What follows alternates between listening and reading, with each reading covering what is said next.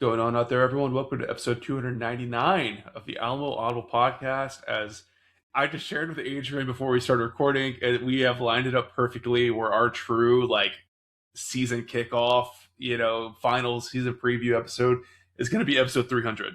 So it's pretty exciting. Hopefully, a good sign for things to come for the Roadrunners this year. But this is your host, Jared Kalmus, joined by my coach, Andrew Ramirez, who I guess already mentioned by name. Probably didn't need to say that. But after the 300 plus of these, it kind of becomes second nature. Adrian, how are you doing, man? I'm doing excellent. 299. Incredible. Very excited for the 300th episode. Very excited for the 2026 football season. I know we talked about this, but for the listeners, I went on Patreon and we use a podcast tag on everything that we publish on Patreon that's a podcast. And, because we have around the bird bath and we have, soccer episodes, we have just bonus football episodes, all that stuff. And I think that number was 560 or something like that. It was absurdly high. I was within 25 on my guess. Yeah, I think I asked Adrian a guess and he said 545 or something, and it was 525. Somewhere around there. Complete shot out of the dark. Just a feeling. And I've never been a big, how many marbles are in the jar. Sure. Winner, even though I'm kind of confident in my guesses. Yeah, that one was really good. And numbers are up there. The numbers are up there. The numbers are high up there. And, one thing Jeff Traylor has said about this defense through the fall camp, Jared, is 2 years in a row replacing the whole defense. But I will say the defensive line, which we are going to preview today, does have the most numbers in UTSA, the most familiarity amongst you, the fans, as far as this whole defensive unit goes. You will recognize it here. So speaking of numbers, I'll say the returners for the defensive line, they got some numbers to them that you can be excited about as we get into the defensive line preview later today. Dude, you so forcefully got me on topic. I was we are in season flow right now. That's amazing stuff. When you've done so many episodes, you learn to edit each other live on the fly. I just got to tip my hat to you, man. That was a veteran move right there.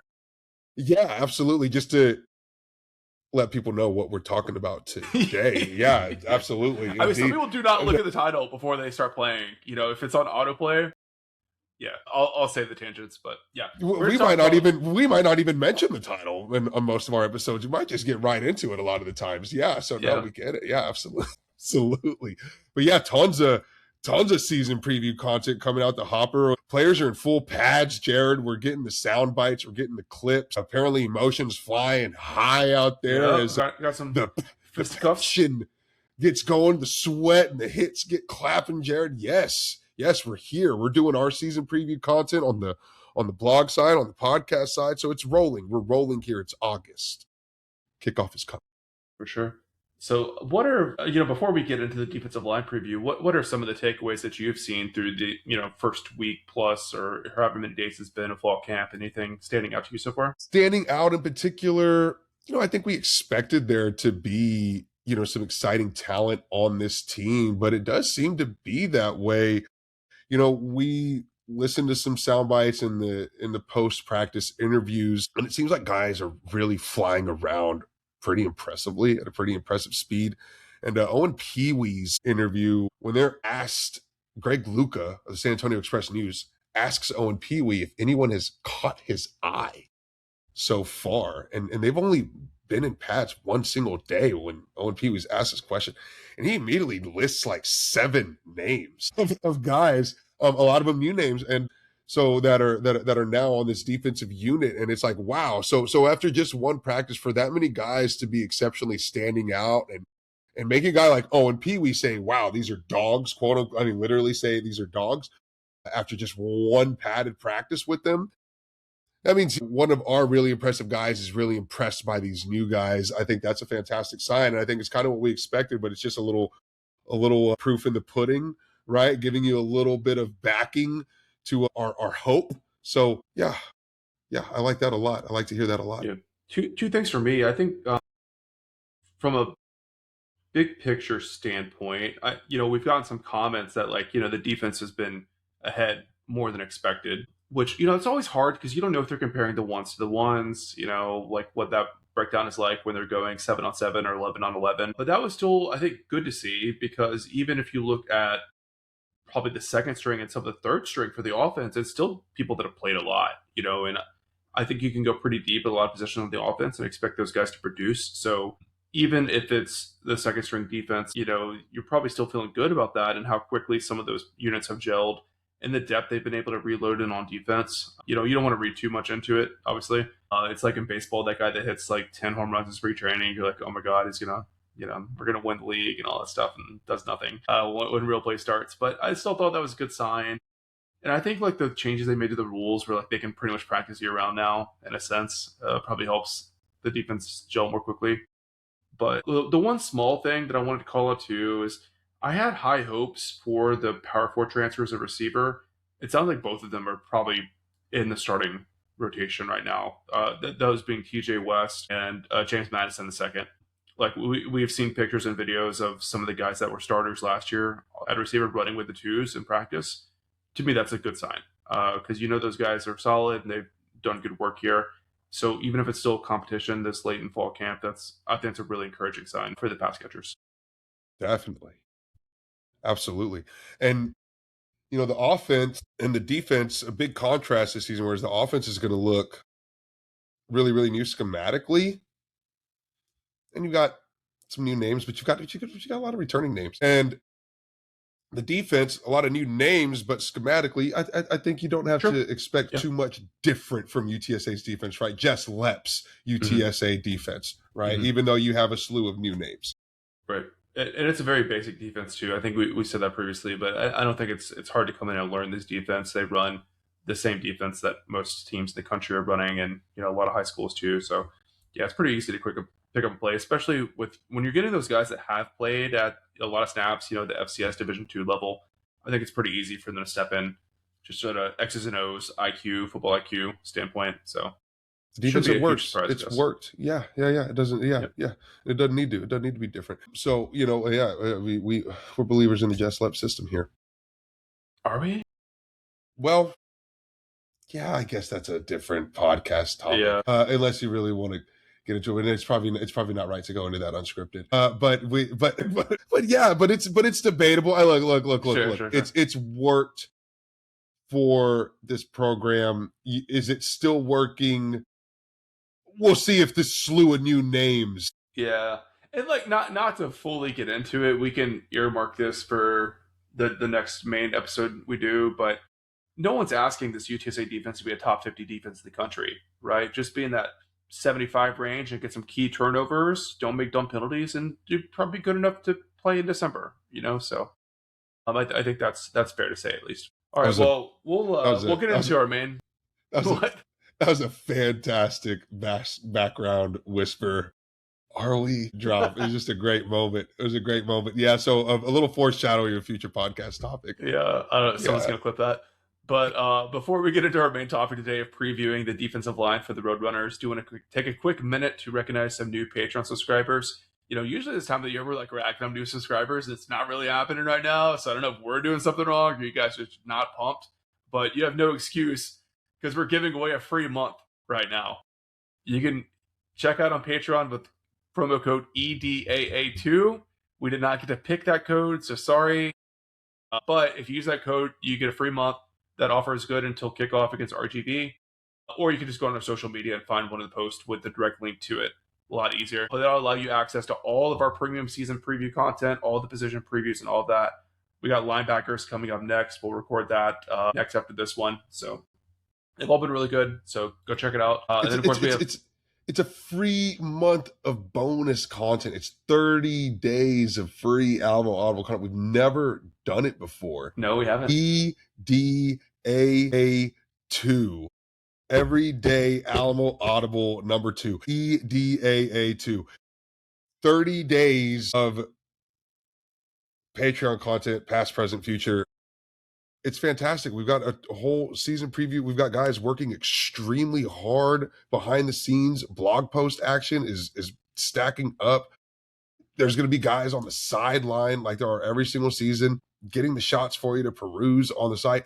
I mean, there's a lot of people working really hard behind the scenes on some fantastic media for you to enjoy. You should go check it out. You should go to check it out. If you've been on the fence, now's your time to go look. EDAA2. You get a free month of Patreon bonus content on us. Go check it out. Yeah, and shout out to Caleb Garcia and Christian Ash for taking advantage of the free month. And I hope you guys will stick around after the 30 days completes. And we hope to have a lot more people on the list next time. And I said this in the Patreon chat too. If you have a friend that like you're always sending them links and whatnot, send them that link. I want to sign for free. What's wrong? Definitely. Well, then let's get into some good defensive line preview action. We'll start off with the names we all know and love, the returners for the defensive line. Jared, I think we got to start with our man, redshirt senior, Ty Leonard. If there's anyone that's worth talking about first on the returners for this defensive line, I think it's Ty. Deserves it more than anybody else. He looks to be healthy and had a really, really, really fantastic, unbelievably well-spoken post-practice interview. The guy is just a stud. And shout out to Ty Leonard. His family has been supporters of Alamo Audible for a long time here. Going back, this guy was on the conference all freshman team, CUSA. Mm-hmm. He's played a lot of snaps here. 39 games. A lot of snaps, man. And when you consider what he dealt with injury-wise in 2024, 39 games in 4 seasons is crazy. It's a lot of snaps. Mm-hmm. And yeah, man. And last year started in a lot. Yeah, he had 10 starts last year. But yeah, I mean, to Adrian's point, he was not fully healthy, I think, pretty much the whole season. Still played well, still performed. He's been a solid fixture on this defensive line for UTSA. So, if he's able to stay healthy, I think for sure he's going to lock down one of those starting defensive tackle spots, have a really nice career. I don't expect him to be a 10, 15 tackle for loss kind of guy. He's not like that kind of player, but he's just so steady, makes all the right reads, plays the run extremely well, solid force that can still make some game-changing plays for you as well. So just hope to see him healthy. And I think that's the only question with him. He's going to be a very solid contributor, very dependable. And a guy that's going to bring a lot of senior leadership, to this unit as well. Absolutely. A guy that is very, very veteran laden and commands the ears of his peers. Dude, how many NFL players has Ty Leonard played with on this defense throughout his time at UTSA? A lot. Shoot. So when Jeff Taylor is talking about it's a whole new team, but we still have these old guys that can teach the culture, teach the system, Ty Leonard's top of mind when he's talking about that in the press conferences. Yeah. Yeah, he was with those championship squads. I mean, he's seen it, right?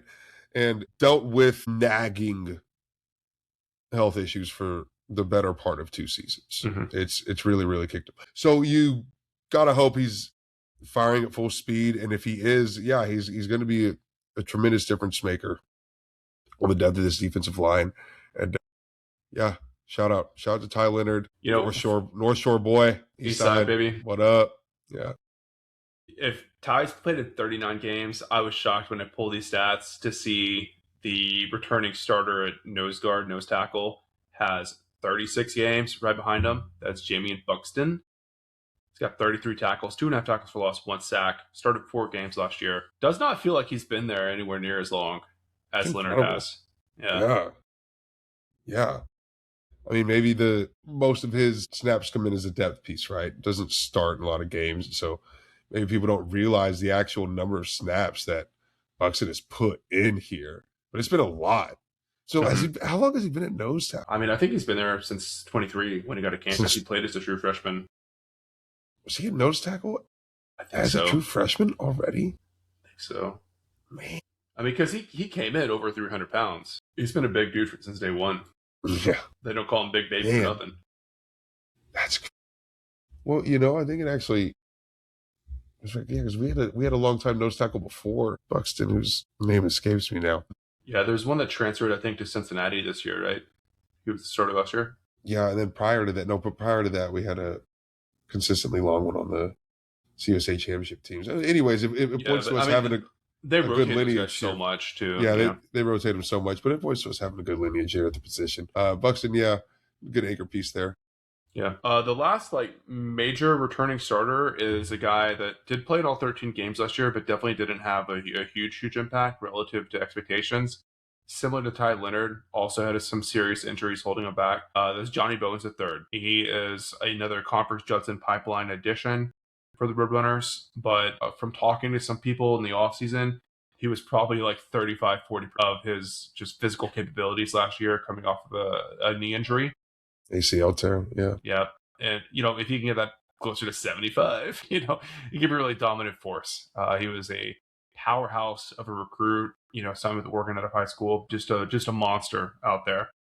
So, he probably still has some work physically to get back to where he's been, but his ceiling, I think, is probably as high, if not higher, than anyone on this defensive line. He was a 4-star out of Converse, man, who went to Oregon and ended up over here. It was a brutal ACL tear.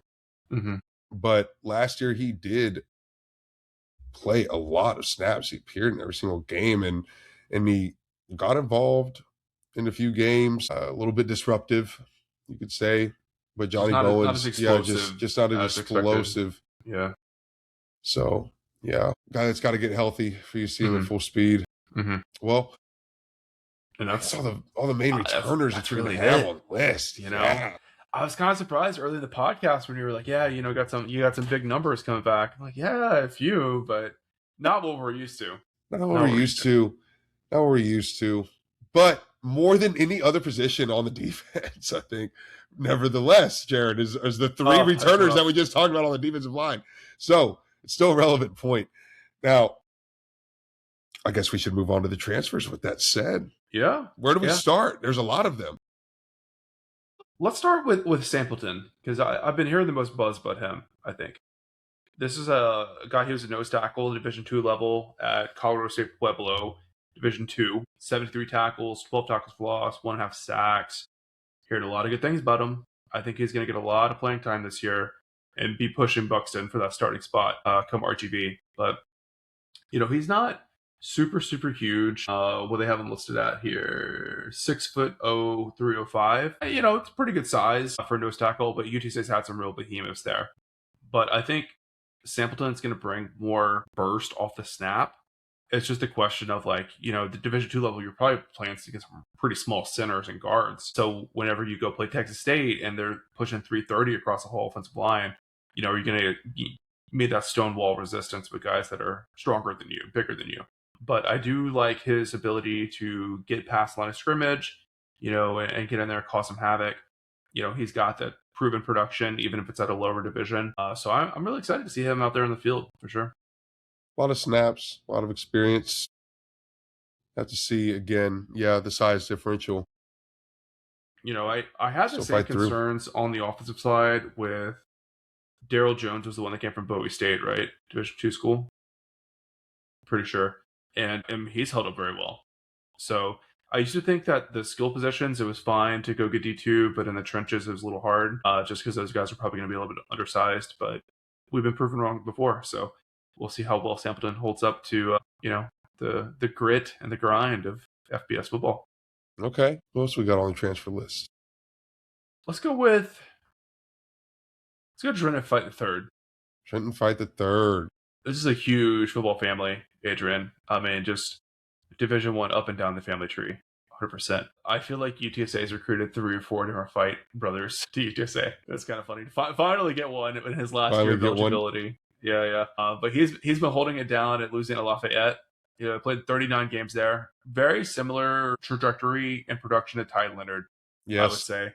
He's not racking up havoc stats of sacks and tackles for loss, but, grades out well, plays well against the run, has pretty good length out there, high IQ player. So I see him, in the mix there at that defensive tackle position. Yeah. We just started off at SMU. Redshirted there. I can't keep track. They've had some in Arizona State. I don't know, SMU. Yeah, he just redshirted there. Gotcha. And then Raging Cajuns, baby, 39 games. Mm-hmm. Or just 3 years. So I mean, just a ton of volume there and good production. Yeah. Of course, not the.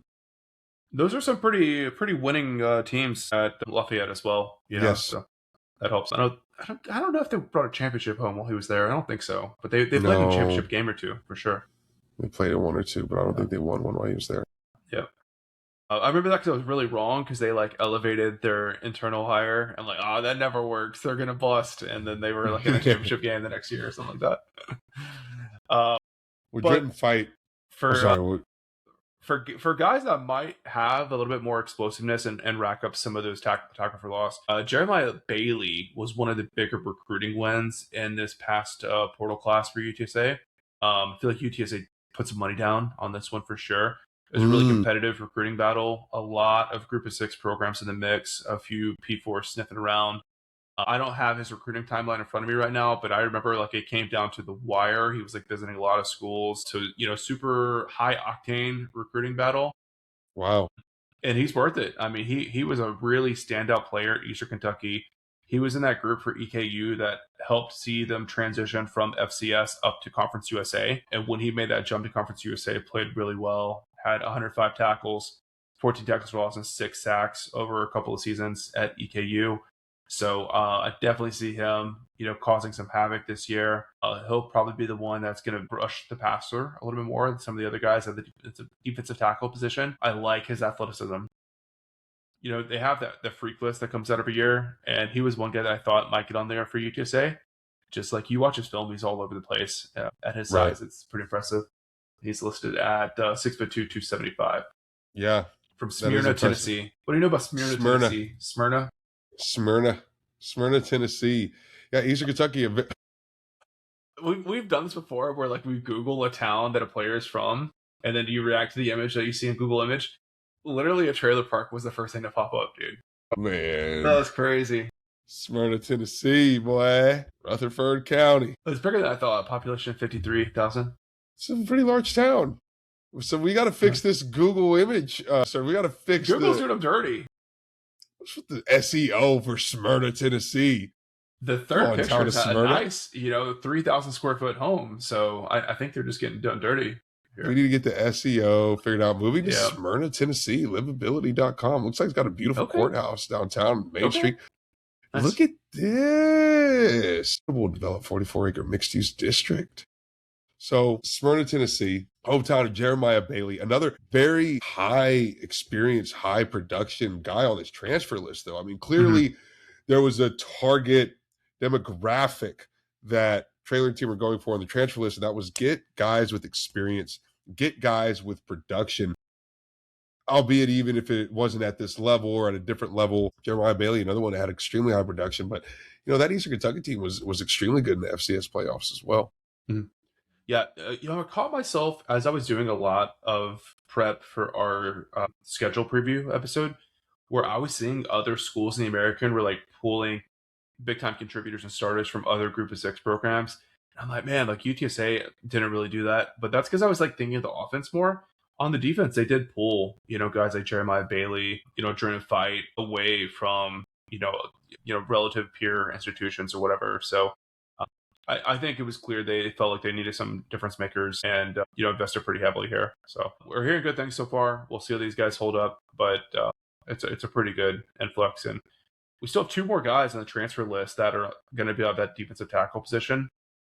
Both of them are really tall, kind of high ceiling kind of dudes. I think they're both like 6'6", 6'7". First up is Collins Achiampong.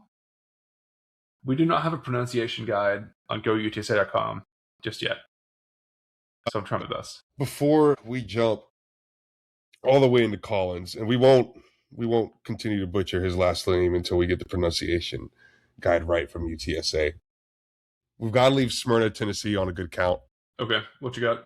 Because we didn't give it that whenever we first brought it up. Notable people born from Smyrna, Tennessee.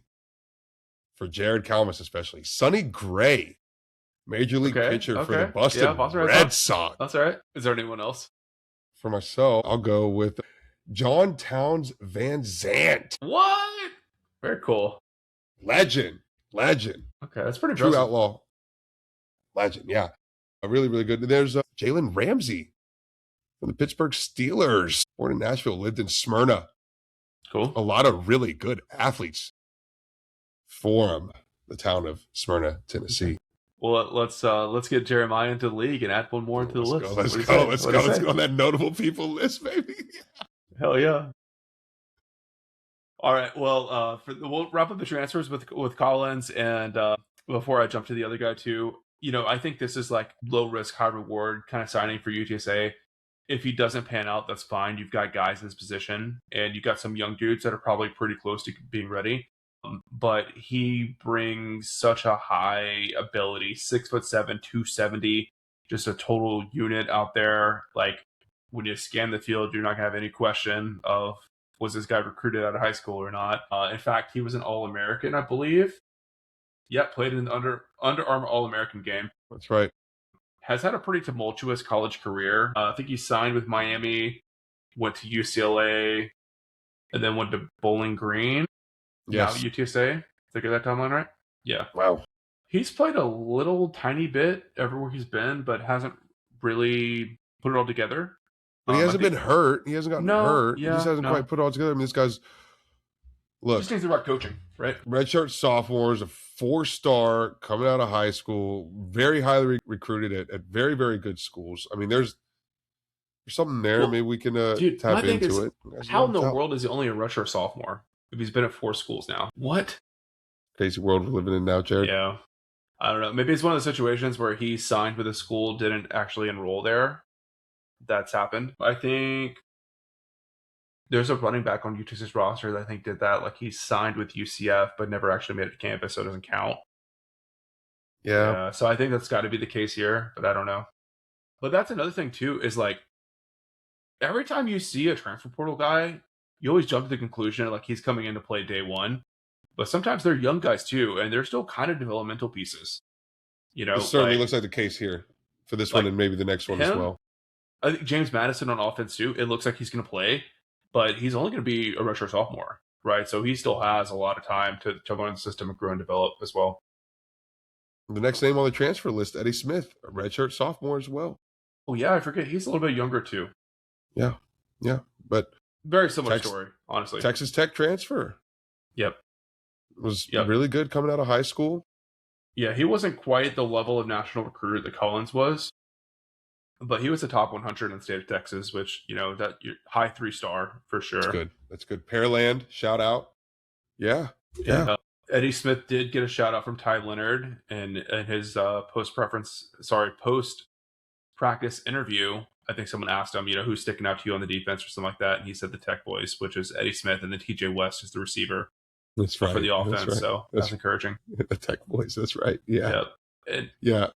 Tech is so loaded now. Like the program that recruited TJ West and Eddie Smith just does not exist now because Tech has so much freaking money to spend. So not playing on that Tech roster the last 3 years is not a concern. Are you trying to say the Tech program that recruited Jeff Traylor doesn't exist anymore? Yes. I'll say it.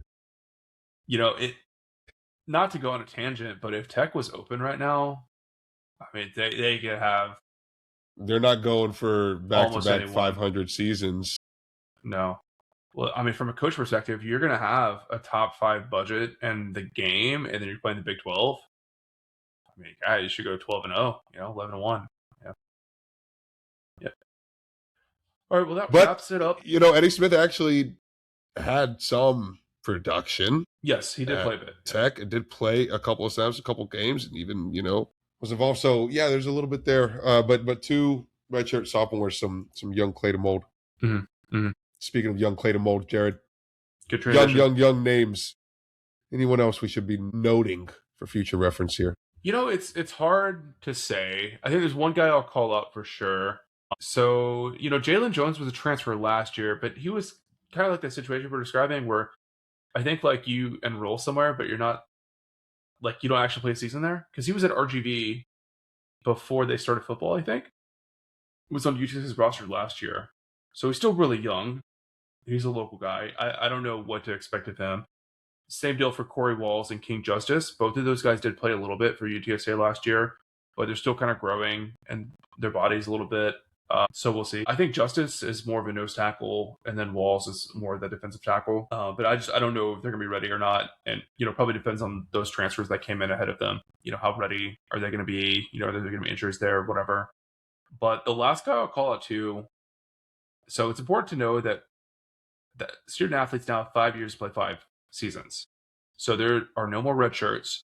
which means that in the past, you would probably want to save a guy like this for a year, and that equation changes now.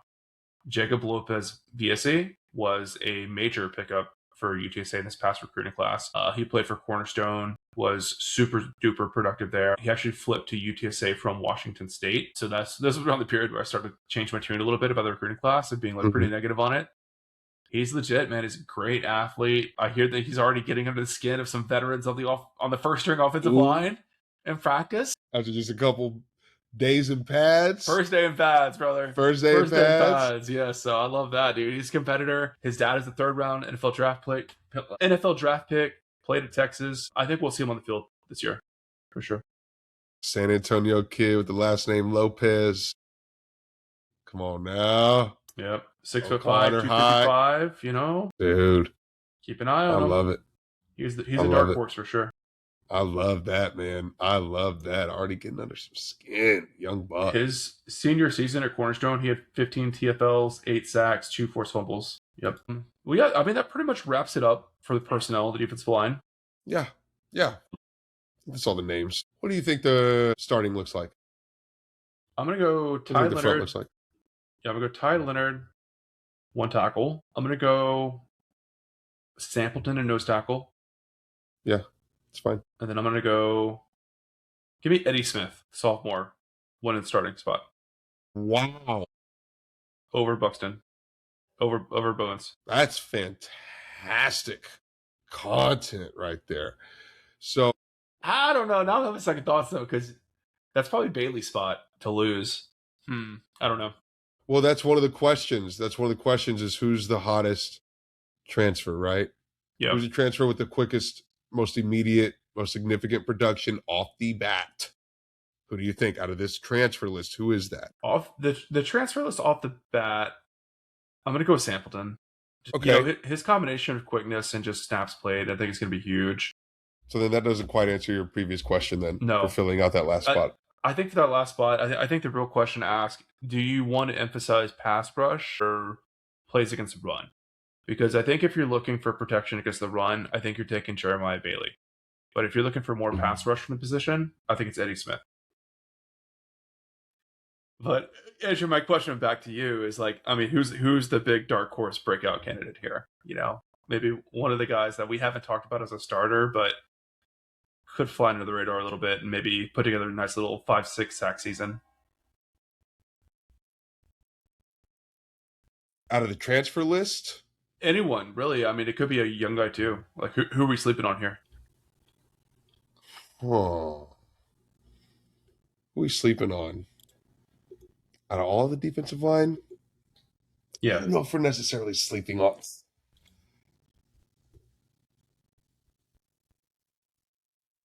I don't know that we're necessarily sleeping on any of the transfers here.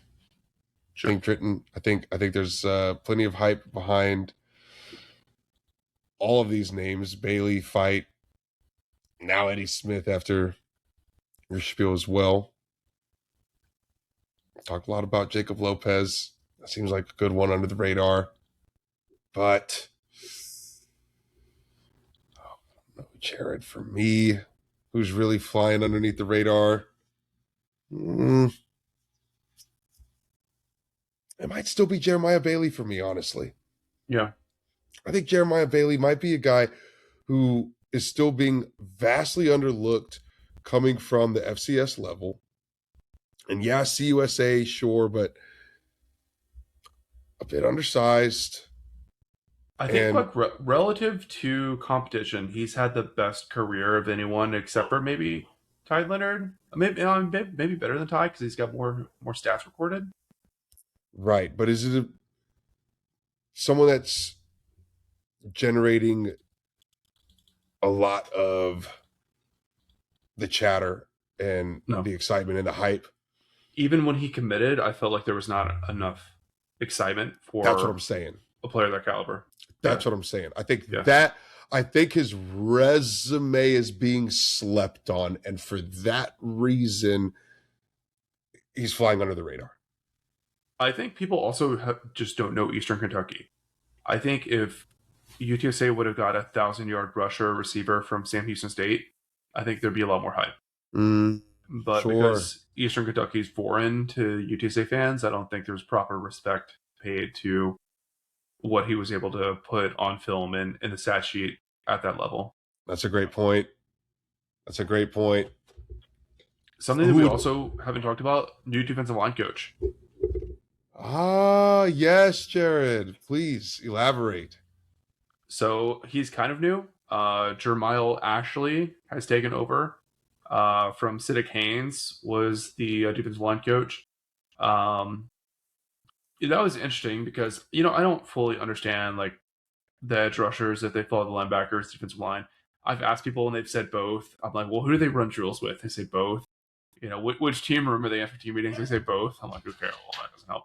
Um, but the edge rushers last year did not perform for sure. No. So, I feel like that has something to do with it. And then also just like a lot of guys, UTSA missed on recruiting. So Ashley gets the promotion there, and his resume is very, very strong for sure. And no, there's some internal hires that kind of give you a little bit of pause. I don't think Ashley's one of them. He has a background in player development as well, so he's got a little bit of that kind of front office experience. But he spent 6 seasons as defensive line coach at Tulsa, so Yes. he has competed as a coach in this conference. He was a star defensive lineman himself at Power 4 level at Kansas. Yes. So I like the move a lot. I hear he brings a lot of intensity.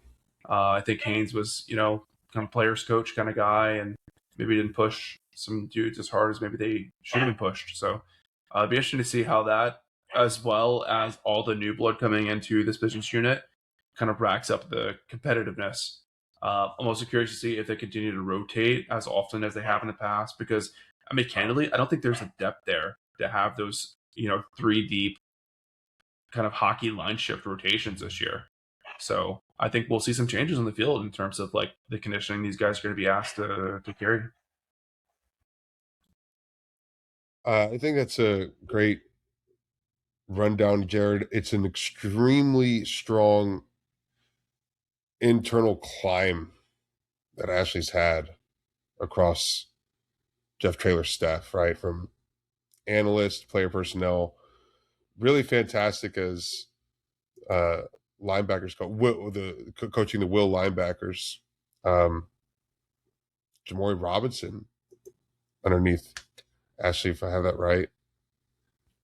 He's not only had the experience at Tulsa, but he did have 1 year with the Razorbacks as a defensive line coach. And then, come over to UTSA. Mm-hmm. Climbed it well here. So I think it's a fantastic hire. Well, promotion. Looking at it from, structurally, yeah, doesn't change much to the defensive line, but can he coach the guys up better and put them in the right positions, put the right guys in the right positions? Yeah, I mean, good point. I mean, he was coaching the Will linebackers in last season, and that was like the most disappointing position unit on the whole team. Does that give you pause that he got promoted to lead the whole defensive line? That's a fair question to ask. And then disciplinary issues on that unit. Wasn't that also part of it? Wasn't that part of well, Vic Shaw has had issues since he left UTSA. Yeah, that's true. I don't know if any happened last year. But yeah, I don't know. I mean, I think it's one thing. Like, I'm willing to trust. No, Trailer I just mean on field. I just mean penalty flags. Sure. Yeah. Will linebackers, yeah, underachieved last season. It's a good point, Jared. Something to watch for sure. Something to watch. But I like his resume, and maybe it's just because he's better off coaching the defensive line than he is the linebacker position. He just not the right fit for Ashley. He didn't do the evaluation for the guys, and maybe he stood up and said, "No, we should have got Elijah Baldwin." Over some of these dudes, but then he still had to coach them. We don't know what happens in those conversations. So just might not be just might not be his forte. Just might not be his forte the way that defensive line is. And sometimes, right, gotta have the right guys in the right positions. Goes for the coaching staff too. It opened up. It'll be interesting to revisit this in 6 months, though. It will be very interesting too, and that's a really good little. We'll be able to make some assumptions, I think, for sure, in 6 months. Well, it's a good way to round out a good defensive line conversation, Jared. It's a good tidbit and an important thing to watch for as well. For sure. All right, well, we'll wrap it up. Again, just want to give another reminder that, most of our season preview content is on Patreon. So if you've enjoyed this and you want to hear this level of analysis for every position, we have that for you on there. If you're not currently a paid member, you get the free month, like we mentioned earlier. So sign up for Patreon using the code EDAA2. What do you say? Everyday Alamo Audible 2? Every day, Alamo Audible number 2. Cool. We'll go with that. EDAA number 2. But yeah, honestly, it's easier to go find the link on our social media and sign up through that because it'll take you right to it. But thank you so much to all of our big money donors and board of trustees members on Patreon that are keeping us flowing. We're pumping out content left and right. We got contributors all over the place pushing stuff out, and all these people's financial support make sure everyone gets paid and is rewarded for their contributions to Alamo Audible and the YouTube community at large. So thank you to DigiTeek, John Otwell, Gary and Ruben represent the UTSA Burbank Tailgate, Ray Redding, Ian McClendon and Seeker LLC, Javon Townsend, president of the DFW chapter of the UTSA Alumni Association, Waterman Construction, UTSA Annual Giving, Brandon Padron, the Espericueta family, and Runners United, where you go to www.goutsa.co to support UTSA student athletes. Not yet in game shape. I'm not ready for 4 full quarters yet. I tell you that much. First day with the pads on for that's true. No Calmas.